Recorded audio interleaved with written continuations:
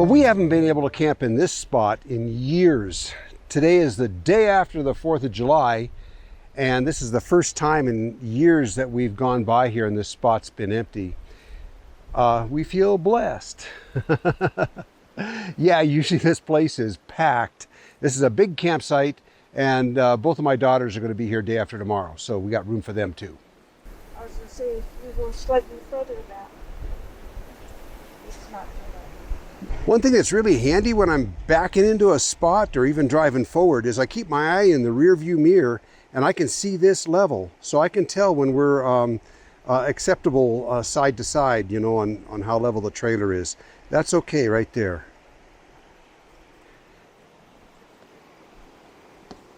And then Linda stands off to one side and she watches the front bubble.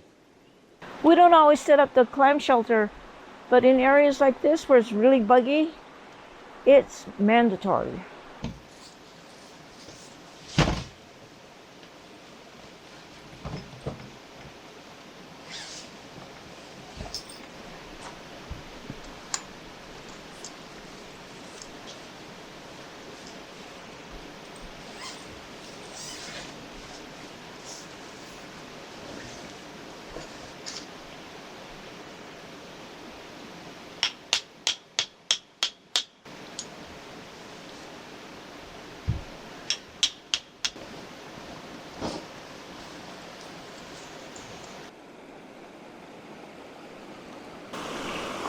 You know, to you folks that left this mess in the fire pit, is this the way you want to find the fire pit when you come to the campsite?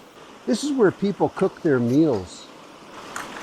Be sure and leave the fire pit ready to go. Don't even leave this wood laying across here. It should be open and just ready for the next person to enjoy. That's all.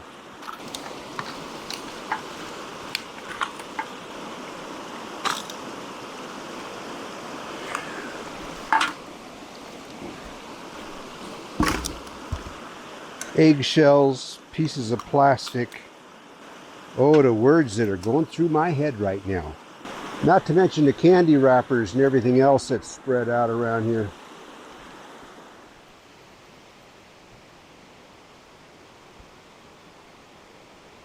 For the most part, if you come to Montana and visit, you'll find the campsites pretty darn clean. Montanans are pretty good about that. Lots of times, not so much as a cigarette butt, but there's always the exception, like these idiots. Oh yeah, well, it's rain and pea-sized hail. Hope it doesn't get any worse. Well, it's just the calm between the storms. We got another big cell heading this way. It's flowing pretty good now. 3 logs. I guess that's if you're chicken to go across on just the one.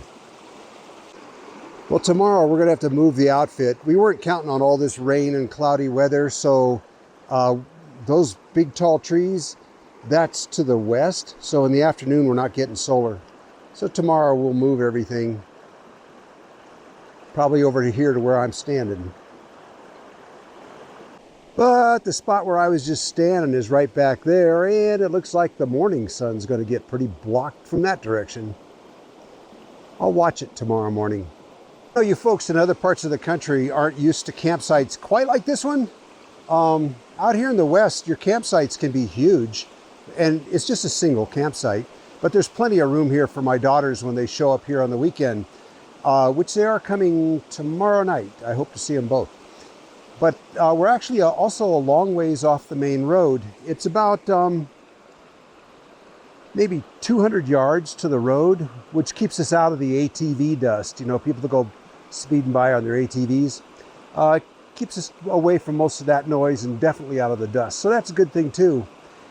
You can find nice places to camp in Montana. Tends to be a bit overcrowded in the summertime, so you got to kind of pick and choose when you come here. Because the spots gets overcrowded in a hurry. They kind of got us all congested into smaller areas nowadays.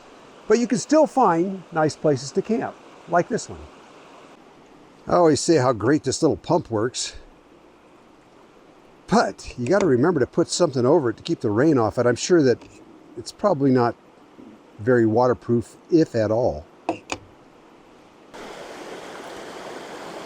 Linda says there's a spatula inside this block of wood. I guess we'll find out. I'm gonna beat it out of it too.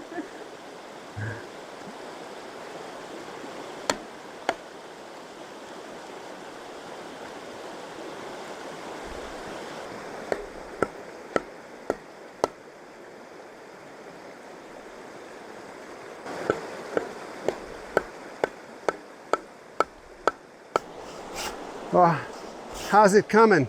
Oh, coming out good. Want to see my spatula? Yeah.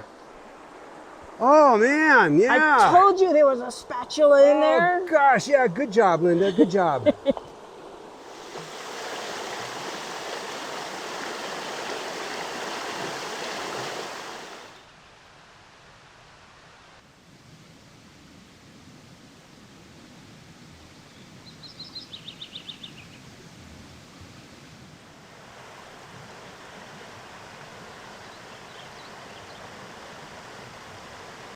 Well, this is still the first week of July here in Montana, and today has just been wet and wild with thunderstorms and rain and hail and wind and you name it. But that's Montana for you, and when you come here, you got to expect all kinds of weather, and it doesn't matter what time of year it is. You know, one time when I first started working here, I was flying, runs for FedEx here locally in the state, and I was fresh out of Hawaii. And I remember landing in Butte, and it was the first week of June, and they had just gotten a bunch of snow. And I asked one of the local pilots, I says, when does it stop snowing in Butte? And he says, oh, it generally stops about the second week of July and doesn't start up again until about the 1st of August. In other words, you just can't tell. Another word of wisdom I got from one of the other pilots was, never get more than 100 yards from your coat. This is the entrance to our campsite. That's the main road right there going this way. And this is the driveway coming in. And we're pretty far back in. I put up some orange blocks in the road down there so people can see them before they pull in, because you can't see our camper back there. So I didn't want people pulling in and then having to back out. So at least this way they know that the campsite's already taken. And this isn't a campground. This is just dispersed camping.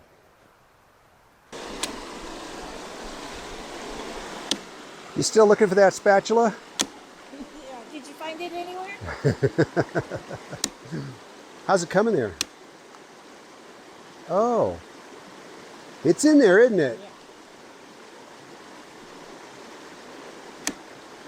Well, we'll check back in later. Well, neither spot worked out solar-wise, so we just stayed where we're at. I'm getting sun for, I don't know, 3/4 of the day, I guess. And it's been enough, especially with the new panels I put on top.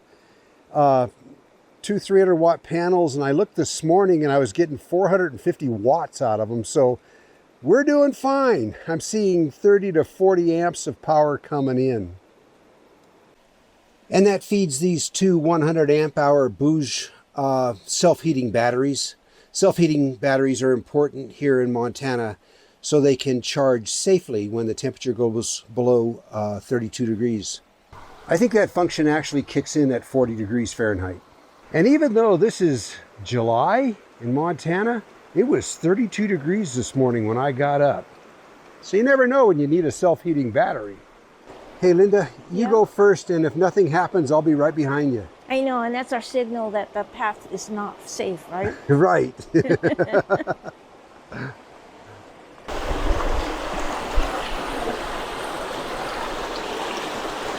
So far, so good.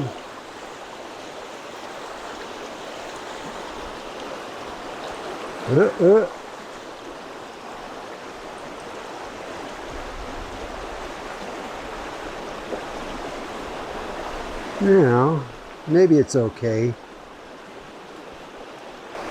I lived. Well, I have a short video of me crossing that bridge already. You mean you've had practice? Yes.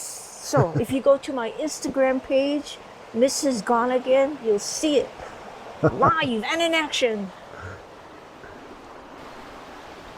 Well, what's on this side of the river? More flat ground, somewhat flat. Let's go explore around a little bit. There's a nice campfire ring over there. Let's check it out.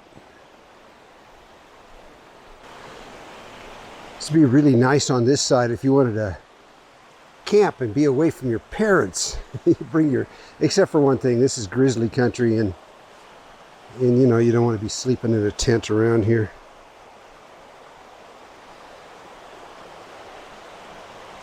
But it'd be fun to be back here with a fire and maybe have some beers and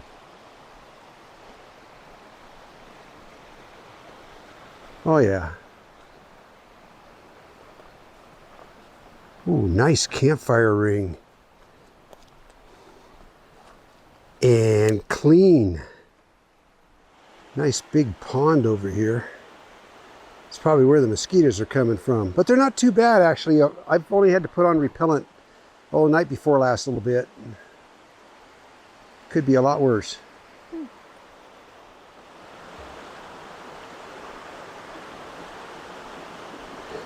Linda's sneaking up on the pond, checking for fish. Because once they see you, they dart into the shadows. I saw one. It ran away. It was about that big. Maybe a brookie or something? Maybe. It was all brown. Oh, not a brookie. I don't know what it was. It's a brown ugly. Remember those?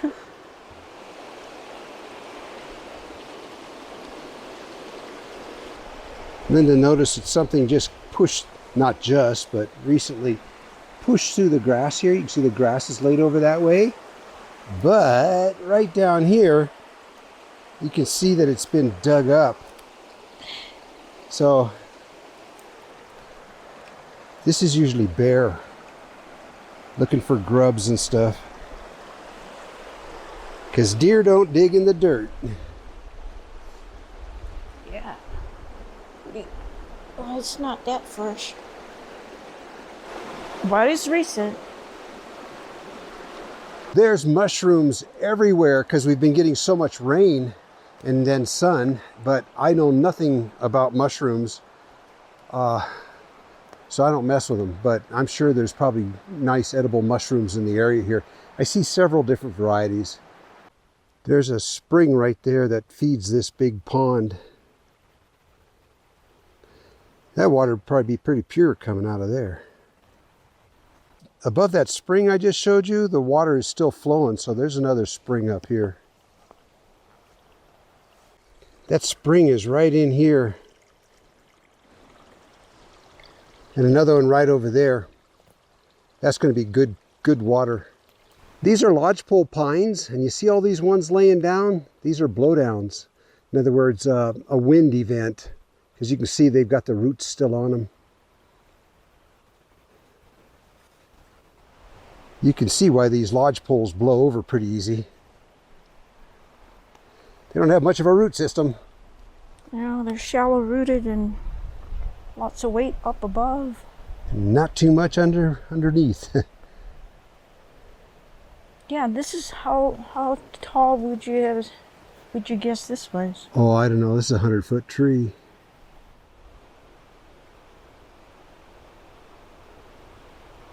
But if you were a settler here, these make fine cabins. And those are mountain bluebells.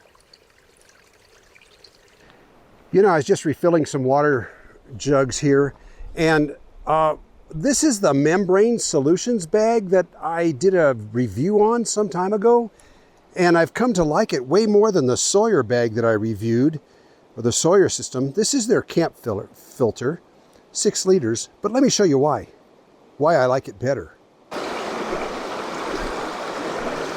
One reason is how easy it is to fill. Instead of having a little bottle cap neck on it, it's got this big wide mouth, and this is just so simple. And that's it. fast. I didn't have to stand here for 5 minutes trying to fill the bag.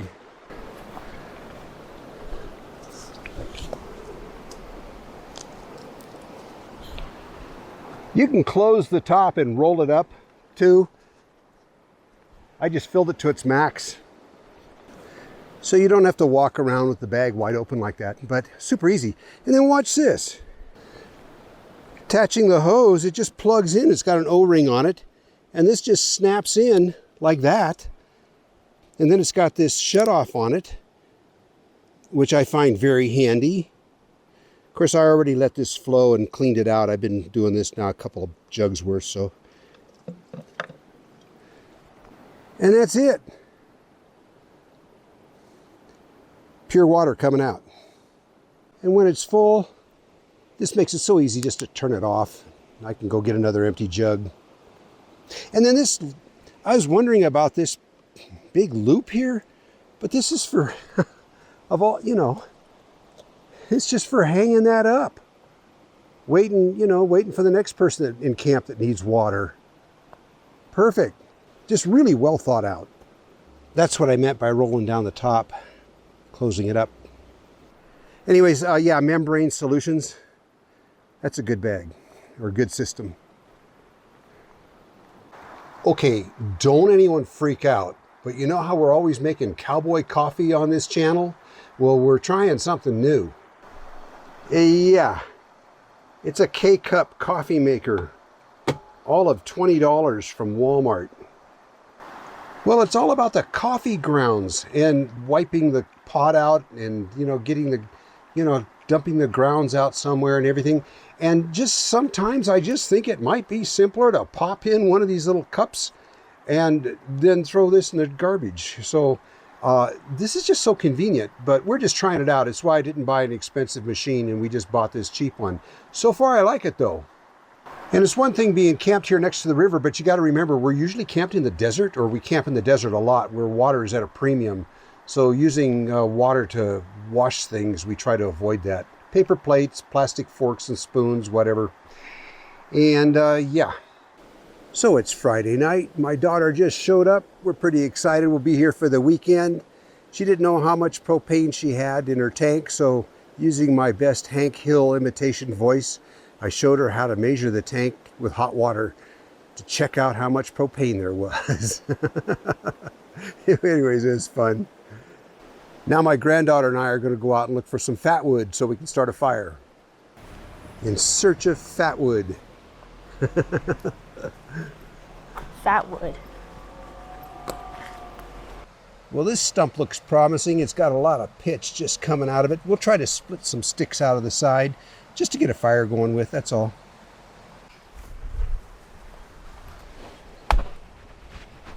Perfect.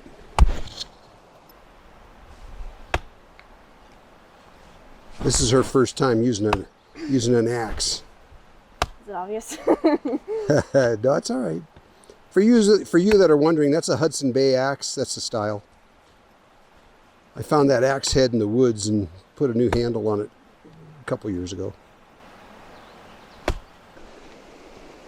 Well, Ricky wanted to do a flint and steel fire, so she's got some char cloth, she's got some flint, she's got the steel, and she's got a bird's nest here that came all the way from southern Utah. That's off the cedar tree.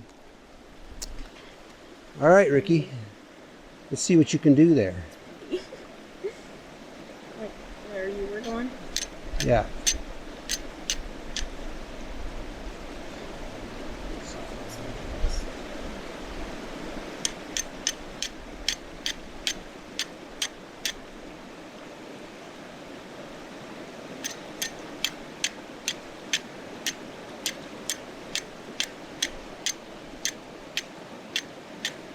There, you got it. Now carefully lay it in there. Lay it in there careful. Is it still going? Yes. Okay. Kind of gather that around it and blow on it gently. There you go. Now blow on it gently. Keep wrapping that around it. Yeah. There you go. I see some smoke, so just blow on it gently.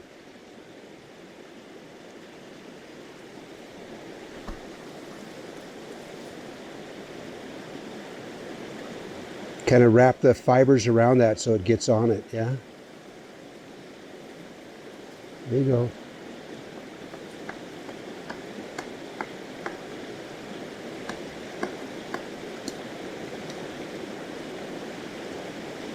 At first you just blow gently, and then when you start seeing more smoke, you give it a little more air.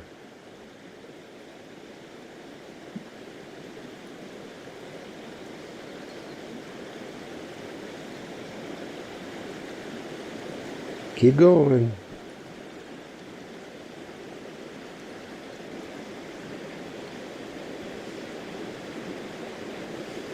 Trick is to tilt your head back and get some fresh air.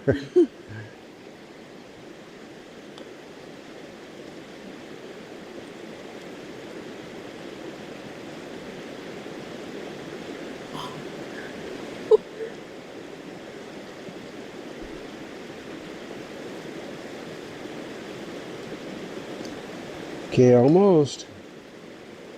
Now a little harder. A little harder. There you go. Good job.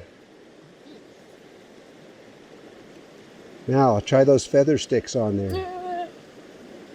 Gently, don't want to put your fire out now. Be very careful. Very careful here. Just hold them there. And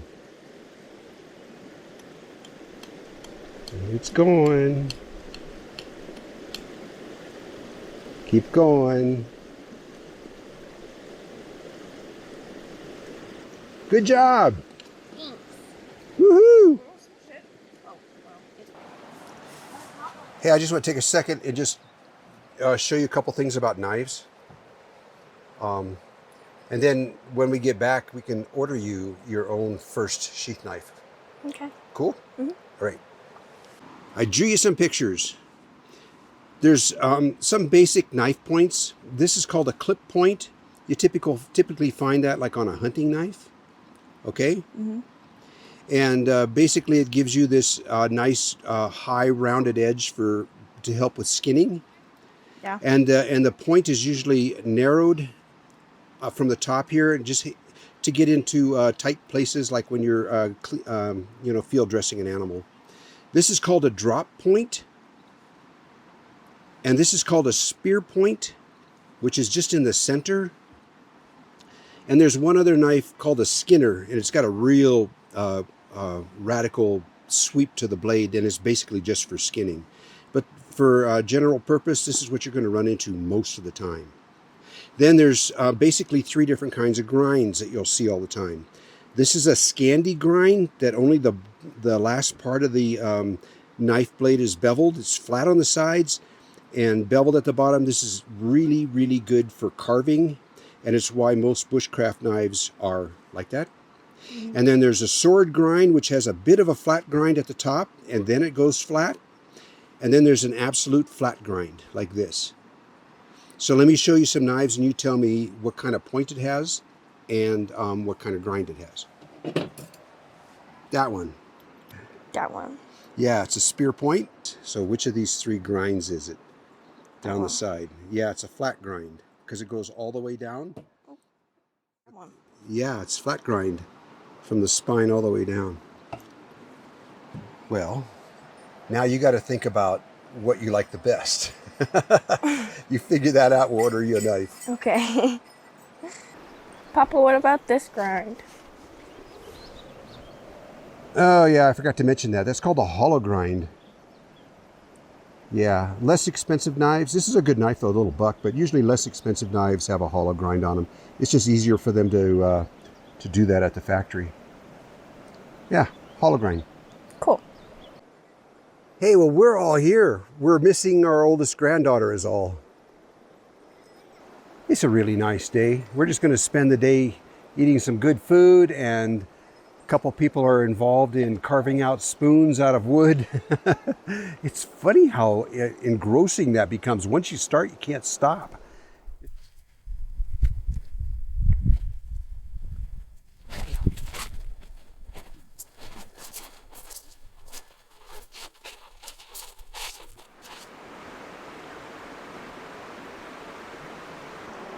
So how's that spatula coming? Oh, it's getting there. I still have a lot to do. I have to go across here and then make that a better angle so you can lift things up. And yeah, it's not far. It's not close either, but it's not far.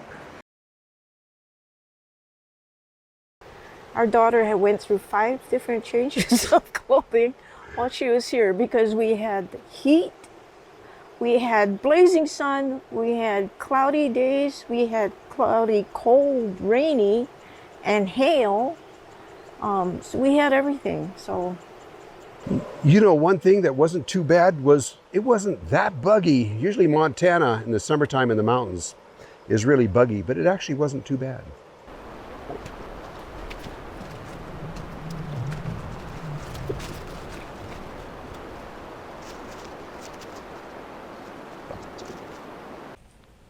So how did that spatula finally end up? spatula?